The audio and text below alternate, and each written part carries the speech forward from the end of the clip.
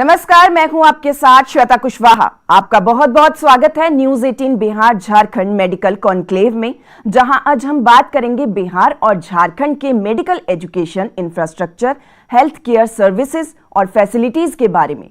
कोविड-19 के कारण क्या बदलाव हुए और किस तरह संकल्प के साथ नई दिशा की ओर बढ़ रहा है मेडिकल इंफ्रास्ट्रक्चर। भविष्य को ध्यान में रखते हुए किस तरह की तैयारियां की जा रही हैं। मेडिकल सेक्टर से जुड़े तमाम जरूरी बिंदुओं पर बातचीत करने के लिए हमारे साथ जुड़ चुके हैं मोंगिया स्टील इंडस्ट्री के chairman doctor Gunwant Singh Mongia ji. News 18 Bihar Jharkhand medical conclave में आपका बहुत बहुत स्वागत है डॉक्टर गुणवंत सिंह मोंगिया जी। डॉक्टर गुणवंत सिंह जी, आप स्टील इंडस्ट्री में अलग छाप छोड़ने के बाद एजुकेशन सेक्टर में आए। ऐसे में हमें ये बताइए कि जरूरतमंद बच्चों की आप किस तरह से मदद करते हैं। हमारे पास जो भी हमारे हॉस्टल में बच्चे हैं, इनकी तो सेहत का ख्याल रखते ही हैं और इन्हें अच्छा फूड मिले, अच्छे तरह से रहें, ये तो हमारा काम चल ही रहा है। अभी मैं बताना चाहता हूँ कि एक हमने पायलट प्रोजेक्ट शुरू किया है जो कि यहाँ गिरिडीह मंगरोडी गाँव के पीछे में है, और वहाँ पर हमने पाया कि 300 बच्चे ऐसे हैं जो कि कुपोषण का शिकार हैं और उन्हें अच्छा फूड नहीं मिल पा रहा है। देखिए, आज के समय में अगर हम किसी को कहें कि हम भोजन कराते हैं तो अब इसकी बहुत आवश्यकता नहीं है। आज 1 रुपये किलो, 2 रुपये किलो जिस प्रकार का अनाज मिल रहा है, उससे खाना या भूख की समस्या बहुत कम हो गई है। लेकिन मुख्य बात यह है कि सिर्फ एक प्रकार का फूड जो कि सस्ता मिल रहा है और उससे उनकी भूख जरूर मिट रही है, लेकिन उनका शारीरिक विकास, मानसिक विकास और बौद्धिक विकास किस प्रकार से हो और उन्हें एक्स्ट्रा न्यूट्रिशन क्या क्या चाहिए, इसकी आवश्यकता अब बहुत पड़ रही है। और आज हमारा देश के बच्चे जितने स्वस्थ होंगे, जितने अच्छे होंगे, जितने उनका बौद्धिक विकास होगा, जितने शारीरिक रूप से, मानसिक विकास से मानसिक रूप से अच्छे होंगे, वही तो हमारे देश के पिलर हैं और आगे बढ़ेंगे। डॉक्टर गुणवंत सिंह मोंगिया जी, जरूरतमंद बच्चों के शैक्षणिक, शारीरिक और मानसिक विकास यानी कि ओवरऑल डेवलपमेंट के लिए आप किस तरह से काम कर रही हैं? तो उसके लिए हमने एक कार्यक्रम शुरू किया है अभी, जो कि हमने 30 सितंबर को शुरू किया था। और ये सितंबर से हमने जो कार्यक्रम शुरू किया है, उसमें सबसे पहले हमने डॉक्टर को ले जा कर के वहाँ पर करीब 300 बच्चे सेलेक्ट हुए हैं, जिसमें 288 बच्चे हमारे रजिस्टर में हैं जो रेगुलर आ रहे हैं। और वो बच्चे जो हैं, उनको हमने पहले उनका चुनाव किया, उनका वज़न कितना है, उनके हाइट कितनी है, उनके प्लेटलेट्स कितने हैं या हीमोग्लोबिन कितना है, या इस प्रकार के जो डॉक्टर जांच करके बताते हैं। उन्होंने पाया कि ये कुपोषण के शिकार हैं और इनके कुपोषण की वजह से ये ना अच्छे से पढ़ पाएंगे, ना ये खेल कूद कर पाएंगे, कहीं पर भी ये उतनी सक्षम नहीं होंगे। तो उनके लिए हम लोगों ने एक विशेष कार्यक्रम चलाया, जिसमें रोज़ सुबह में, हर टाइम कभी भी जाके आप देख सकते हो कि रोज़ सुबह में 300 मिलीलीटर दूध, 1 पीस अंडा और 1 पीस केला, जो कि फ्रूट में और अंडा जो है बहुत अच्छा समझा जाता है हेल्थ के लिए। तो जो बच्चे स्वास्थ्य में अच्छे होंगे, मानसिक रूप से अच्छे होंगे, वही तो पढ़ाई लिखाई में अच्छे होंगे, खेल कूद में अच्छे होंगे, और तभी तो देश का विकास कैसे हो, जिसमें एक छोटी छोटी यूनिट्स और एक छोटे छोटे कामों से आसपास के लोगों के प्रति अपना एक दायित्व हम अगर निभाते हैं तो निश्चित रूप से हमारा सारा देश मजबूत होगा, हमारे सारे देश का सर्वांगीण विकास होगा। डॉक्टर गुणवंत सिंह मोंगिया जी, एजुकेशन सेक्टर में काम करने का ख्याल आपको कैसे आया और किस तरह से आपका ये सफर शुरू हुआ? सबसे पहले इस मामले में मैं मैडम वंदना डाडेल का धन्यवाद देना चाहता हूँ। वो तत्कालीन डीसी 2009-10 में हमारे यहाँ मैडम वंदना डाडेल थी, और उन्होंने मुझे बिरहोर बच्चों के साथ जोड़ा, उनके परिवारों के साथ जोड़ा। एक टंडा साथ में जाके मैडम ने हमें सबसे मिलवाया। आज भी प्रधान सचिव के रूप में झारखंड सरकार में हैं, मगर उन्होंने जो मुझे उस समय जोड़ा, उस समय मेरा इतना लगाव नहीं था, लेकिन ये काम करते करते धीरे धीरे मेरा इतना लगाव हो गया कि मुझे झारखंड सरकार की ओर से गिरिडीह में एक हॉस्टल दिया गया है, जिसमें कि हम आदिवासी बच्चों को, बिरहोर बच्चों को उसमें रख करके और उनका समझिए संपूर्ण लालन पालन, जैसे कि उनको कोई भी चीज़ की ज़रूरत पड़े, उनके रहने की, खाने की और पढ़ाई लिखाई के साथ साथ उनके मेडिकल और खेल कूद के साथ कंप्यूटर तक हर चीज़ सीखें, पढ़ें लिखें, आगे बढ़ें।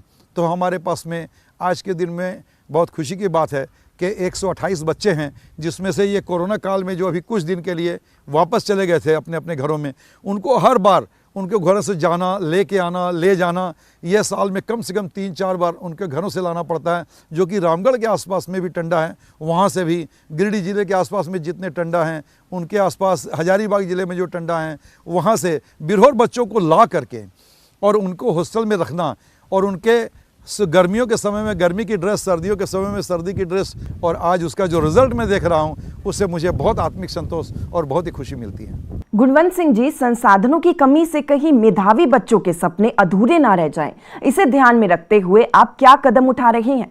बच्चों का स्किल डेवलपमेंट आप किस तरह से कर रही हैं? बहुत सारे बच्चे देखिए ऐसे हैं कि जो गाँव में रहते हैं, पढ़ने में बहुत अच्छे हैं, लेकिन जिस गाँव में वो रहते हैं वहाँ पर मिडिल स्कूल हैं, हाई स्कूल हैं, लेकिन वहाँ कॉलेज नहीं है।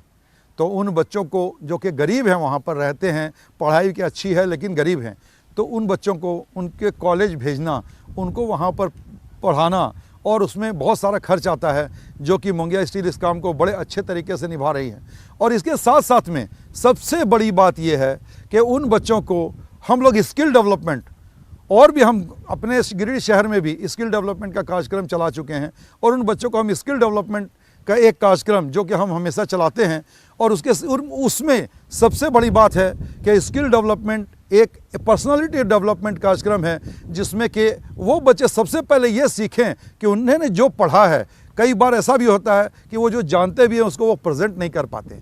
तो इन चीज़ों का स्किल डेवलपमेंट एक ऐसी चीज़ है जिससे कि हम उनको इस चीज़ के लिए आगे बढ़ाते हैं कि वो आप अच्छी तरह से पूरे कॉन्फिडेंस के साथ, पूरी मजबूती के साथ और अपने आप को प्रेजेंटेबल बना पाएं।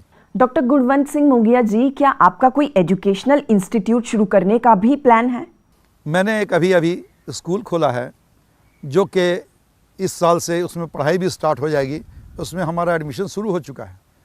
और जैसे बाहर बच्चे पढ़ रहे हैं, जैसे सीनियर बच्चे पढ़ रहे हैं, जिनको जो भी मदद हम कर पा रहे हैं ये तो हम कर ही रहे हैं, लेकिन फिर भी एक कोई संस्था का रूप देके और किसी चीज़ को अगर आगे बढ़ाना है तो उसका एक प्रारूप अच्छा होना चाहिए, जिसमें कि हम एक ऐसे तरीके से काम करें।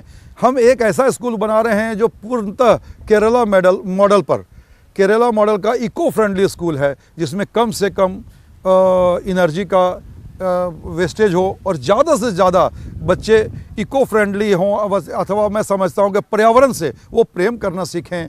कोई ज़रूरी नहीं कि हर काम से बहुत पैसा बनाया जाए, पैसा बनाने के लिए हमारे पास उद्योग हैं, लेकिन कुछ अच्छे काम भी होते रहने चाहिए, जिसमें आसपास के गाँव में, आसपास के लोगों में समृद्धि आए, और वो अपने हमारे साथ जो उनके पेरेंट्स जुड़ेंगे उन्हें भी हम बहुत चीज़ों में स्किल देंगे ताकि वो आगे बढ़ सकें। हमारे आसपास के लोग जितना समृद्ध होंगे, खुशहाल होंगे, वही खुशी है, और हम उन्हीं के बीच रह करके हम स्वयं भी खुश रह सकते हैं और आसपास का वातावरण भी अच्छा हो सकता है। Doctor Gunwant Singh Mungiya ji, news 18 Bihar Jharkhand medical conclave में हमारे साथ जुड़कर आपने क्वालिटी एजुकेशन और बच्चों के ओवरऑल डेवलपमेंट से जुड़ी जरूरी जानकारी और सुझाव साझा किए। इसके लिए आपका बहुत बहुत धन्यवाद। बहुत धन्यवाद। फिलहाल यहां रुकेंगे एक छोटे से ब्रेक के लिए, उसके बाद नए और खास मेहमानों के साथ बातचीत का ये सिलसिला आगे बढ़ाएंगे। मिलते हैं इस ब्रेक के बाद।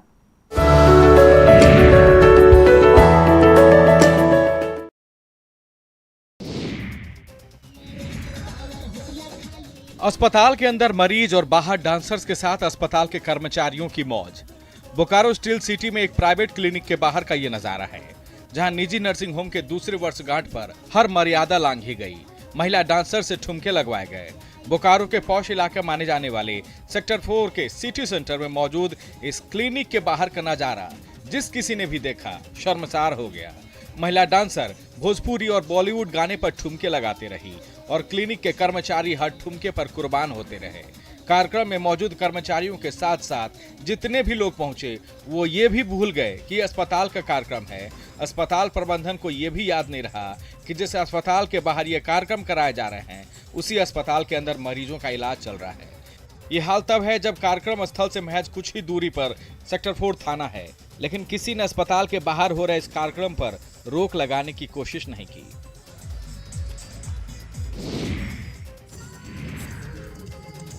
सासाराम में शादी जश्न के दौरान फायरिंग मानो आम बात हो गई हो। कानून का मानो किसी को खौफ नहीं। फायरिंग करने वाले लोग खुलेआम कानून से खिलवाड़ कर रहे हैं। जश्न के दौरान फायरिंग की एक और तस्वीर जिले से आई है। चकाचौंध लाइट्स के बीच डीजे की धुन है। सात समंदर पार गाने पर लोग डांस कर रहे हैं। कई लोग शराब के नशे में चूर लग रहे हैं और इसी बीच डीजे की धुन पर डांस कर रहे एक शख्स ने तमंचा लहराया। एक नहीं, दो नहीं, ताबड़तोड़ 3 राउंड पिस्टल से फायरिंग कर दी। डांस के बीच फायरिंग से उन लोगों को भी हक्के बक्के छूट गए जो शराब के नशे में चूर थे। शख्स के हाथ से पिस्टल छीन लिया गया और लगे फिर सब डीजे पर डांस करने। सासाराम में शादी समारोह में फायरिंग का वीडियो अभी वायरल हो रहा है। वीडियो 18 फरवरी का है और फायरिंग करने वाला रामपुर पंचायत के पूर्व मुखिया का पति बताया जा रहा है।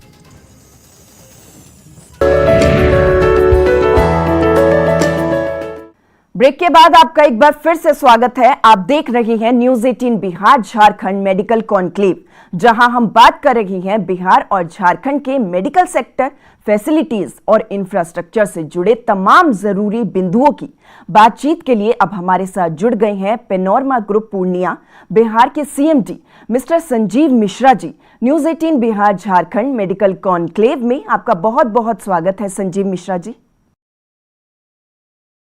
Sanjeev ji, panorama group Purnia real estate sector में अपना खास मुकाम रखता है। ऐसे में मेडिकल फील्ड में आने के पीछे आपका विजन और मिशन क्या था? देखिए, हमारी कंपनी के जो हम लोग डिफरेंट सेगमेंट में काम करते हैं। हमारा मेन पेपर तो रियल एस्टेट का है, जो कंस्ट्रक्शन करती है हमारी कंपनी। बिल्डिंग्स बनाती है, मॉल्स है, विला है, डुप्लेक्स है, हम लोग ये सब काम कर रहे हैं। इसके अलावा चूँकि पेनोरमा एक ग्रुप है तो एजुकेशन के सेक्टर में, हेल्थ के सेक्टर में, ऑटोमोबाइल्स के सेक्टर में भी हम लोग काम कर रहे हैं। तो उसी में मैं हेल्थ की बात करूं तो हेल्थ में क्योंकि इसकी काफ़ी ज़रूरत है अभी, चूँकि आफ्टर कोविड लोग बहुत ज़्यादा लोगों में अवेयरनेस आया है और हर इंसान चाहते हैं कि पहले जैसे हम लोग भी जनरली क्या करते थे, कोई छोटी मोटी समस्या होती थी तो इग्नोर कर देते थे, लेकिन लोगों को समझ में आया मेडिकल कितना ज़रूरत है। पहले हम लोग हेल्थ ठीक रखें तभी कुछ ठीक हो पाएगा और आफ्टर कोविड लोगों को ये चीज़ समझ में आ गया है। संजीव मिश्रा जी, आपके हॉस्पिटल में कौन कौन सी मेडिकल फैसिलिटीज और ट्रीटमेंट दिए जा रहे हैं? अपना पेनोरमा ग्रुप का एक हमने हॉस्पिटल बनाया है छातापुर सुपौल में और ये लगभग 70,000 स्क्वायर फीट का हमारा हॉस्पिटल है। अभी शुरुआत में हम 40 बेड दे रहे हैं और जितना भी मल्टी स्पेशलिटी में सुविधा होता है वो सारी सुविधा हम पेनोरमा हॉस्पिटल छातापुर में दे रहे हैं। इसकी शुरुआत हम लोग अक्टूबर-नवंबर में कर देंगे और जितनी भी डॉक्टर्स हैं हमारे वो लगभग सभी बाहर से हैं, कुछ पूर्णिया से ले जा रहे हैं और एक मल्टी स्पेशलिटी में जितनी फैसिलिटी होने चाहिए, चाहे अल्ट्रासाउंड का हो, MRI हो, CT स्कैन हो, जितने लैब, लेबोरेटरी, पैथोलॉजी, अल्ट्रासाउंड, सारी सुविधा के साथ उस हॉस्पिटल को हम स्टार्ट करने जा रहे हैं, पेनोरमा हॉस्पिटल जो कि छातापुर में। संजीव जी, क्या पूर्णिया में किसी हॉस्पिटल की आप प्लानिंग कर रहे हैं? साथ ही हमें ये भी बताइए कि मेडिकल इंफ्रास्ट्रक्चर को विकसित करने के लिए आपकी क्या फ्यूचर प्लानिंग है? पूर्णिया में अभी ऐसे से कोई प्लानिंग हमारा कर रहे हैं, लेकिन उसके लिए जो हॉस्पिटल अभी है यदि उससे कुछ हम डिफरेंट कर पाएंगे तभी संभव है, नहीं तो जो लोग जनरली कर रहे हैं वो काम हमारी कंपनी, हम लोग चाहते हैं कि एक मास से हम लोग अपना एक अलग कुछ प्लानिंग के साथ काम करें। उसके लिए लैंड सूटेबल प्लेस हमें नहीं मिल पा रहा है, जिसके लिए हम हेल्थ सेक्टर में हमारे मन में प्लानिंग है। चूँकि अभी जितने भी नए डॉक्टर्स आ रहे हैं वो चाह रहे हैं कि हम अपना प्रैक्टिस करें, लेकिन उनके पास कैपिटल का अभाव होता है, बड़ा हॉस्पिटल नहीं खोल पाते हैं, पूंजी की अभाव होती है। तो हमने सोचा कि एक हम ऐसा हाउस बनाएं, मेडिकल हब बनाएं, ताकि लैब वाले अपना लैब सेटअप लगाएं, डॉक्टर्स अपना OPD करें, सर्जन अपना OT लगा लें, मतलब एक ही मकान में, एक ही बिल्डिंग में सारी सुविधा हो और उसके लिए उसको बहुत स्टाफ की जरूरत नहीं पड़ेगी। सपोज आप एक डॉक्टर हैं, आप आते हैं हमारे यहाँ तो आपको हम कॉमन रिसेप्शन, कॉमन वेटिंग, सारी सुविधा, कॉमन कॉन्फ्रेंस रूम, सब चीज़ देंगे। एक आपका केबिन ही खरीदना पड़ेगा आपको, या उसको आप रेंट पे भी ले सकते हैं। इस तरह का कंसेप्ट पूर्णिया में नहीं, जो कि मेट्रोज में चल रहा है, वो मेरे जहन में प्लानिंग चल रहा है कि उसको बहुत जल्दी हम लोग करें, लेकिन उसके लिए लैंड थोड़ा बड़ा चाहिए, वो लैंड नहीं मिल पा रहा है, जिसकी वजह से हम लोग नहीं कर पा रहे। जैसे लैंड मिलेगा ये चीज़ हम पूर्णिया में करेंगे और इसकी दरकार भी है। Sanjeev Mishra ji, news 18 Bihar Jharkhand medical conclave में हमारे साथ जुड़कर आपने मेडिकल सेक्टर, फैसिलिटीज और इंफ्रास्ट्रक्चर से जुड़ी जरूरी जानकारी और सुझाव साझा किए, इसके लिए आपका बहुत बहुत धन्यवाद। मेडिकल एजुकेशन को किस तरह बेहतर बनाया जा सकता है, कौन सी वो सुविधाएं हैं जिनके माध्यम से मेडिकल स्टूडेंट्स के करियर को नई दिशा दी जा सकती है, ऐसे तमाम पहलुओं पर बातचीत के लिए अब हमारे साथ जुड़ गए हैं GD Goenka public school Purnia Bihar के chairman doctor Piyush Agarwal ji. News 18 Bihar Jharkhand medical conclave में आपका बहुत बहुत स्वागत है डॉक्टर पीयूष अग्रवाल जी। नमस्कार डॉक्टर पीयूष अग्रवाल जी, शिक्षा के अलावा अगर हम बात करें स्वास्थ्य की, तो GD Goenka public school Purnia किस तरह से बेहतर हेल्थ केयर फैसिलिटीज उपलब्ध करा रहा है? सबसे पहले मेडिकल कॉन्क्लेव में माननीय सभी सम्मानित सदस्यों को मेरा सादर नमस्कार। इस कॉन्क्लेव में ज़्यादातर डॉक्टर हैं और डॉक्टर साहब को कहा जाता है कि भगवान का दूसरा रूप डॉक्टर होते हैं। आप लोग कोरोना वॉरियर भी रहे हैं, आपको तहे दिल से धन्यवाद। आपने जो मानव की सेवा की है वो वाकई सराहनीय है। आज इंडिया अपना 150 करोड़ से ऊपर वैक्सीनेशन का लक्ष्य पूरा कर पाया है, जिसमें आप सभी का काफ़ी बड़ा योगदान रहा है। उसके लिए सभी देश के सभी डॉक्टरों को मेरा नमस्कार। GD Goenka public school Purnia, हम यहाँ पे अपने स्कूल में फुल फंक्शन इन्फर्मरी हमारे यहाँ काम करती है, जिसमें हमारे यहाँ ऑक्सीजन की सुविधा है, नेबुलाइजर की सुविधा है, 3 बेड का हमारा इन्फर्मरी है, राउंड द क्लॉक हमारी नर्सिंग स्टाफ हमेशा मौजूद रहती है और साथ ही साथ ऑन कॉल डॉक्टर भी हमारे यहाँ अवेलेबल रहते हैं। डॉक्टर पीयूष अग्रवाल जी, बच्चों की सेफ्टी और हेल्थ को ध्यान में रखते हुए GD Goenka public school Purnia कोविड-19 प्रोटोकॉल का कैसे पालन कर रहा है?